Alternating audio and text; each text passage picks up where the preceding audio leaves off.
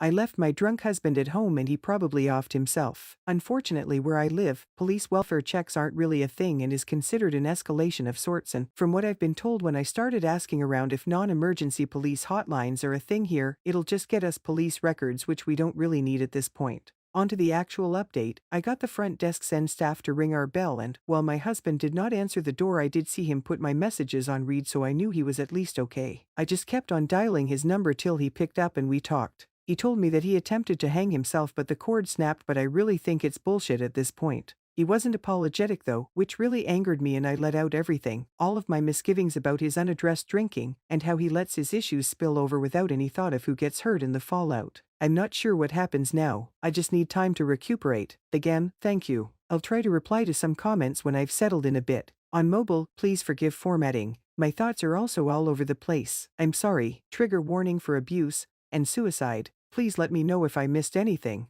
It was a good day yesterday. We had plans, go out to get our reserve collector's item things, watch a movie later in the day. It was 3 a.m. when I woke up and he started screaming. He was drunk. I was disappointed, but most of all scared. I'm a smaller female compared to his taller, bigger, heavier frame. He gets blackout drunk and argumentative when he had much to drink. He scares me when he gets his drunken fits. We've talked about his drinking before. He hit me in the face the last time, had bruises where he grabbed me the last time. I told him, after he got sober, that I'd leave for my safety if it ever happens again. It happened again, with nary a trigger, last night. He was drinking beer. He always did, but promised me he wouldn't go overboard. It's been half a year since the last time, so what happened tonight I didn't see coming. I was already in bed, asleep when he started screaming, probably enough to wake the entire floor. I confronted him and he started arguing, challenging me what it is he did this time. I didn't want to talk and argue with a drunk man, so I start packing. He didn't like it, so he lashed out and pushed me to the floor. I finished packing regardless. When I opened the main door to leave, he was begging me to stay and talk it out. I wasn't having it. He then pushed me outside and told me to leave. I left. There were some moments where he followed me to the lobby and talked shit at me about how I didn't care for him, that all I wanted was to go live with my parents again.